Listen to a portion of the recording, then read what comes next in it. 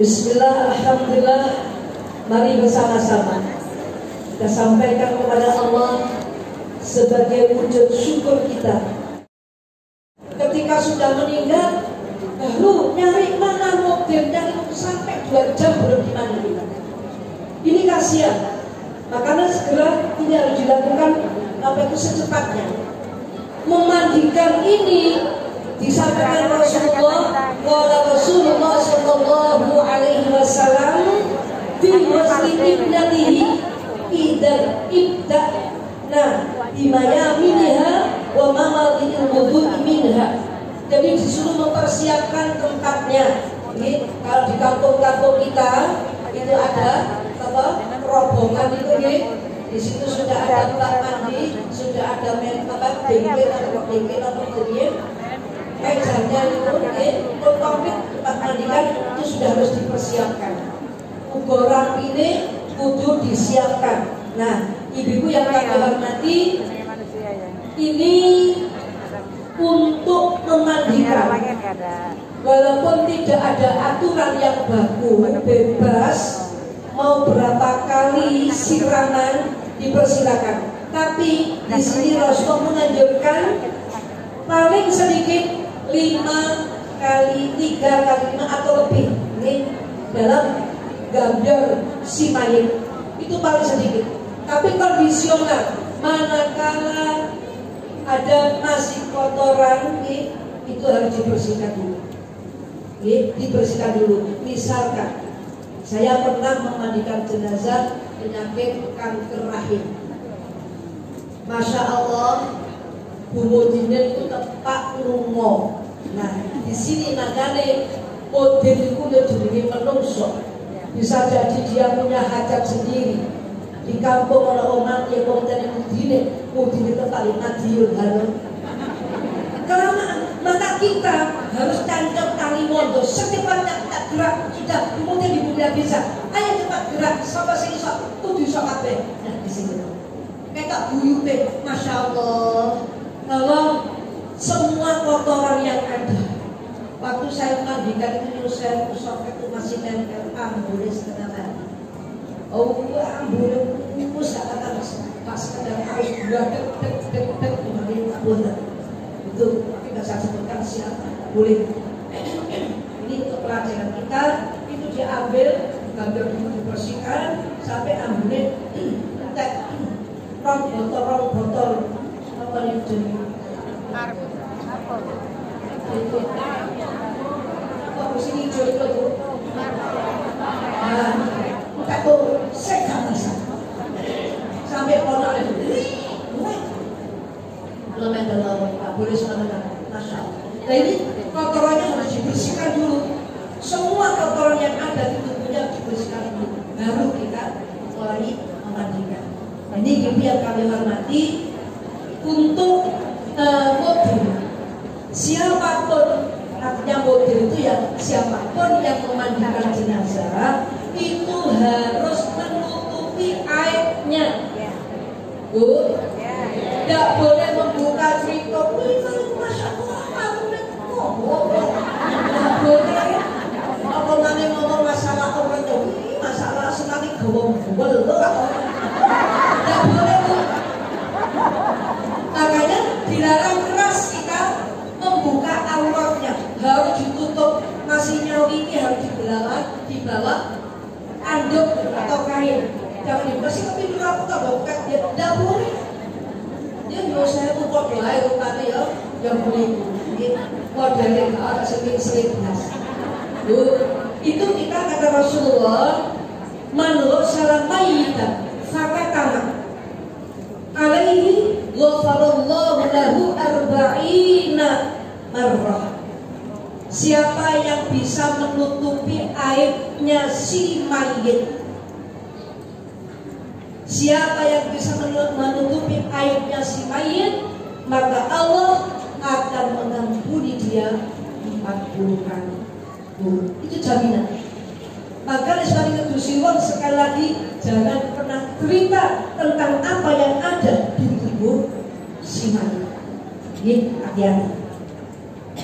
Ibu-ibu yang kami hormati, terus kita siapkan uga rampi seperti kalau kita memandikan jenazah HIV/AIDS ataupun hepatitis C yang itu adalah menular, ada infeksius menular, maka ibu-ibu kita harus pakai APD, alat pelindung diri. Masih ada penyakitnya, gak penyakitnya, tetap seorang yang memandikan jenazah harus pakai APD. Jangan sampai kita kosongan, kapunten niat nolong tapi kepentung. Kenapa? Karena cairan yang ada di tubuh si mayat itu menjadi sebuah infeksi, itu nanti akan menular. Apalagi tidak mungkin kita tanyakan ketika kita tanya New Seven, saya bilang kita penyakit nopo, kan tidak etis sebenarnya. Tidak mungkin kita tanyakan itu kecuali kita dengar kemarin seperti corona. Nah itu jelas, makanya tidak boleh dimandikan di rumah karena khawatir. Apalagi ketika kita mandi itu kita punya luka sedikit, itu langsung nular pasti. Hepatitis D, HIV/AIDS dan seterusnya itu pasti nular. Makanya uga rampine untuk memandikan itu setiap desa harus punya ya ada semuanya.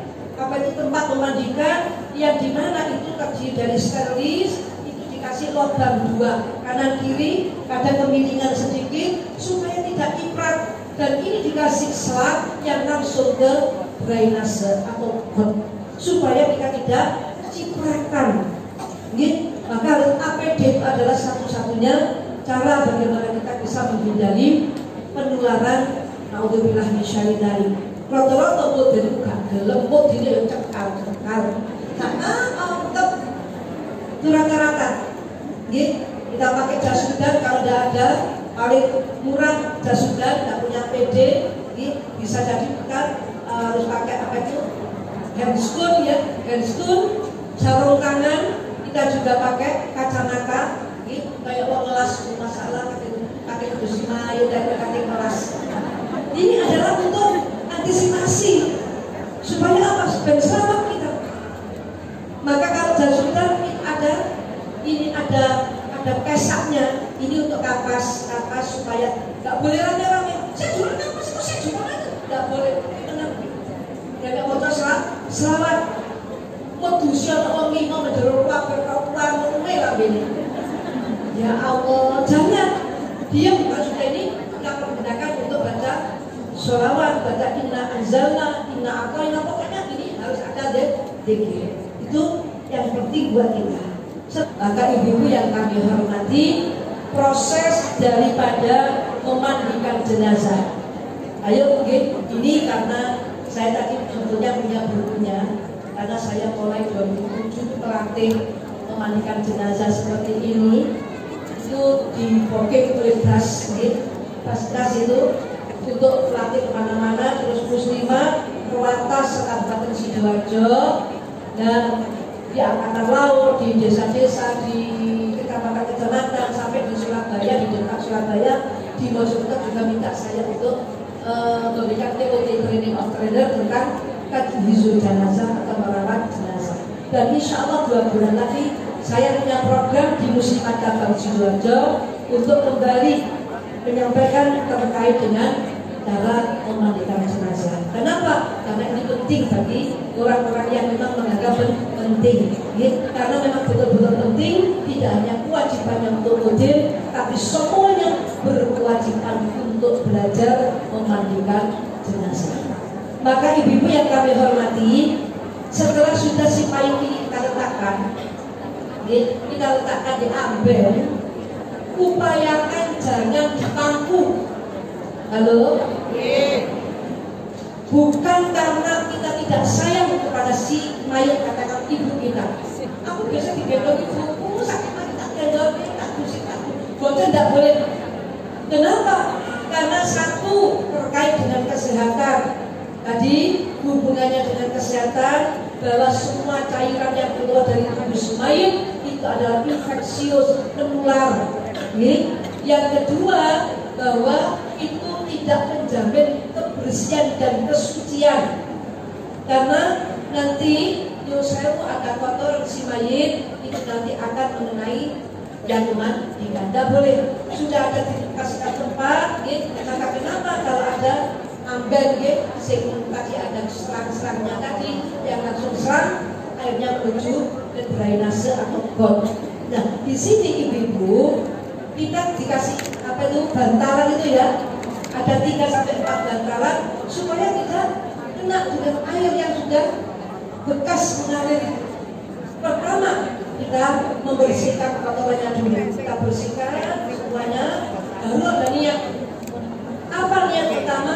Pertama yang harus dilakukan oleh yang memandikan itu adalah orang yang tidak sedang punya hadas, tidak sedang haid, tidak sedang nifas, tidak sedang apa bu? Batal.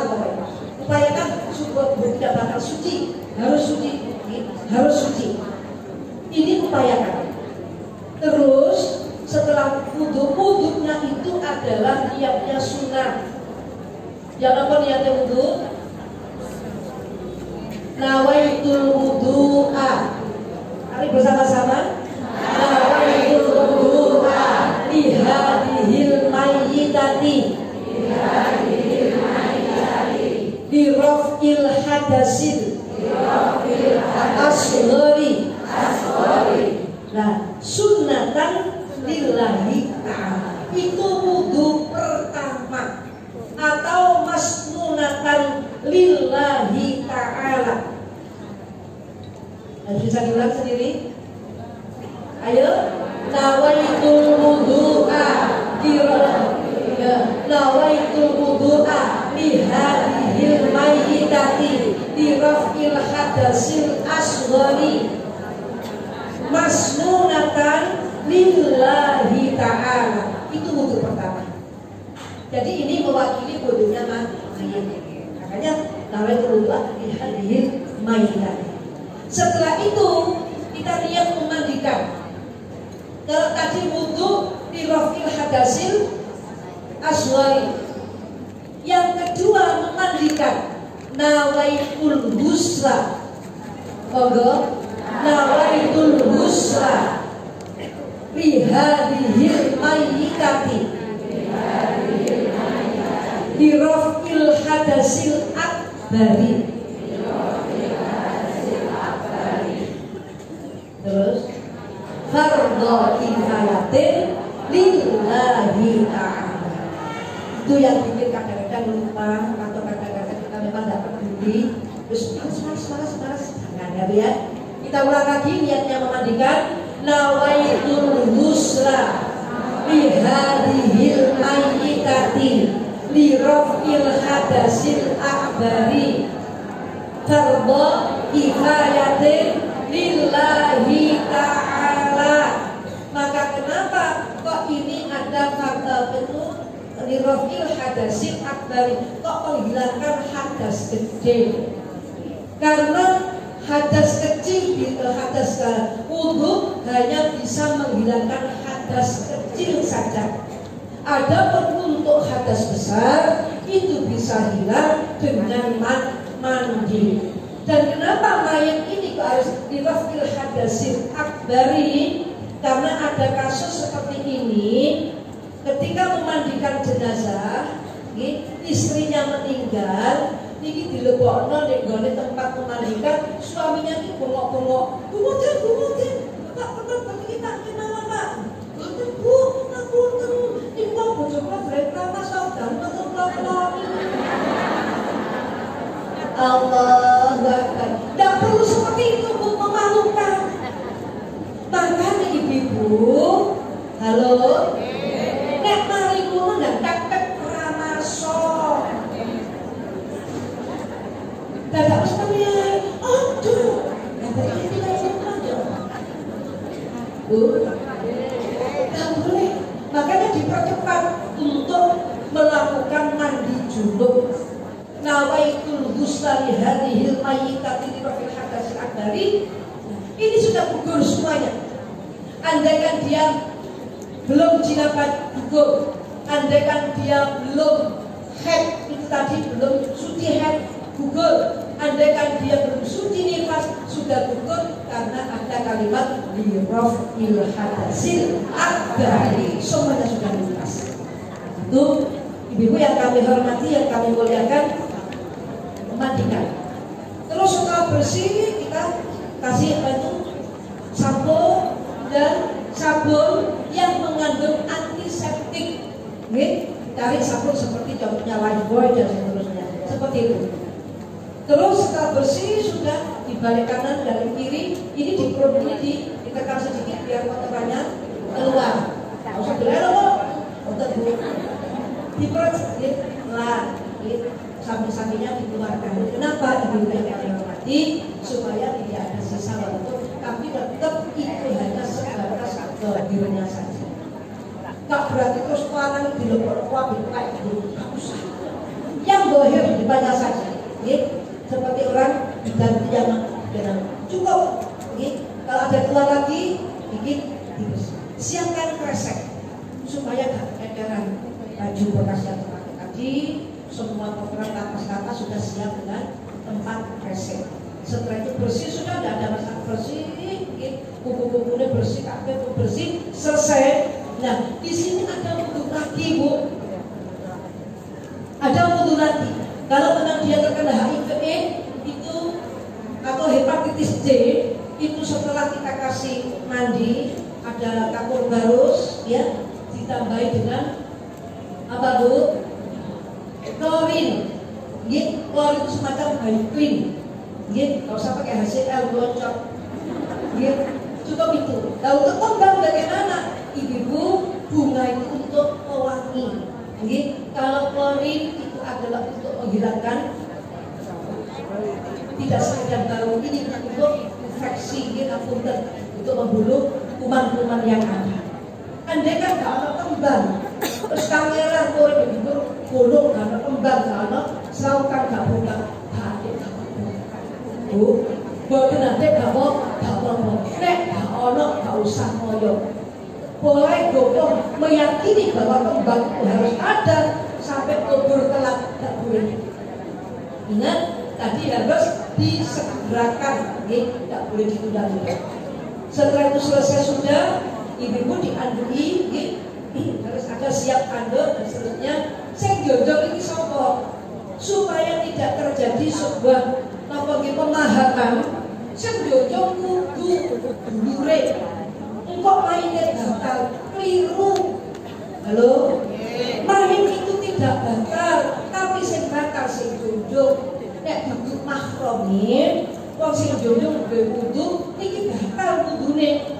Ketika dia mau sholat, dia harus kudu lagi. Mainnya bukan batal. Balik-balik jepok batal, gopok seru doni. Ini enggak. Jadi jangan sampai ada sebuah pemahaman bahwa mandinya tapi sebaiknya memang keluarganya, terutama anak-anaknya, ini sebagai bentuk bakti yang terakhir kepada ibu bapaknya. Nah, di sini ibu yang kami hormati ada wudhu. Sebelum dijunjung tadi ada wudhu. Wudhunya, nah usaha itu wudhu'a lirafil hadasil, Bu. Apalagi bedanya hanya di akhir. Nawaitul wudu'a li hadhil mayyitati li raf'il hadasil asghari fardhon lillahi ta'ala. Itu bedanya. Tadi yang pertama masnunah atau sunnatan lillahi ta'ala, untuk wudu terakhir itu menggunakan fardhon lillahi ta'ala. Jangan lupa ya, jangan sampai tiru. Itu bedanya. Maka ibu setelah itu di kafan. Untuk kafan itu tergantung berat badan si mayit. Minimal ada 1 lembar. Nek mayitnya cumili, kainnya terbawa, cukup dibrekas supaya keluar. Tapi nek mayitnya gede harus ada 3 lapis. Supaya apa? Dan boten boten buka lah. Ada cawat.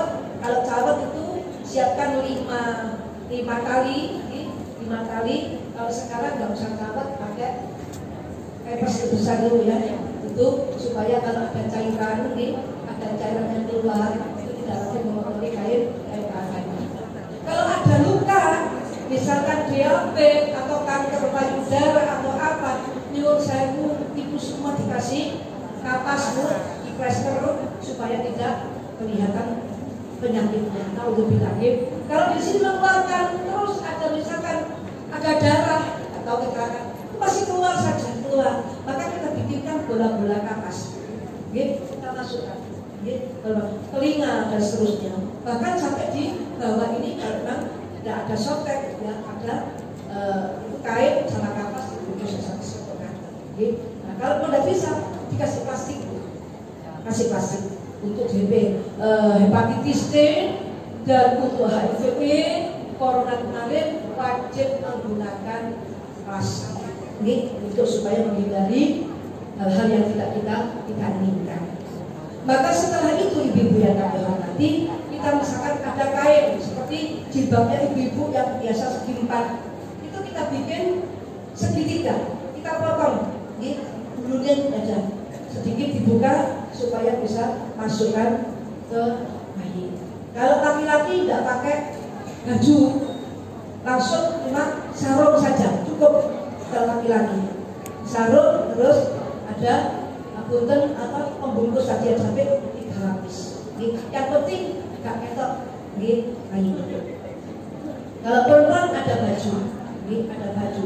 Sekarang nggak usah dijahit, simple, kita bikin segitiga kayak jilbab dibagi 3 meter, nah, itu dibolongi gitu aja, yang penting tuh setiap lubang-lubang ya tidak harus ada yang berpolitik dikasih kapas dan sebenarnya kapas.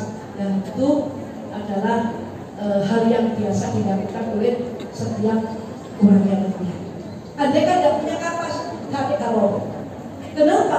Orang yang mati di kapal, Bu, yang mati di kapal dulu masih belum apa canggih sekarang, itu SOP-nya itu bisa dibuat di larung di dalam laut. Dulu dimasukkan saja ke laut. Dulu zaman kalau keluarganya nggak tunggu sampai pulang, nggak ada pendingin, ada freezer dan seterusnya. Kalau sekarang canggih kan ya, meskipun meninggal di Saudi sampai 2 bulan baru datang mayatnya, itu masih utuh. Walaupun kalau menuju titik ada gitu. Karena orang mulai dengan pendingin bulan Syawal. Maka ibu-ibu yang kami hormati, setelah itu kita bungkus, punten ada pocong kanan kiri atas bawah. Terus ini mayat harus dihadapkan ke kiblat, sirai di lor, sikile neng kidul, didekno wajah didekno nanggone kulon. Ini wajib kita lakukan. Dan sekarang untuk mensolati mayit, kalau perempuan itu berada di sini, sing imami cedek bokongi. Nek sing mayat tikilangan, yang imami itu ada di kepala. Itu perbedaannya. Maka ibu-ibu yang kami hormati, panjenengan sudah terbiasa ikut sholat jenazah. Halo. Setelah ngaji ini, sangat berharap ibu-ibu kalau ada tetangganya meninggal, ojo gawa gulon tok, tapi gawa roh. Berarti nyelawate tasik onten mani. Upayakan, supaya jangan biasakan. Supaya pun terus males, kalau kata telur bino kan tidak. Kalau dia tak kaya orang malu, seminggu kan nyelawat inna lillahi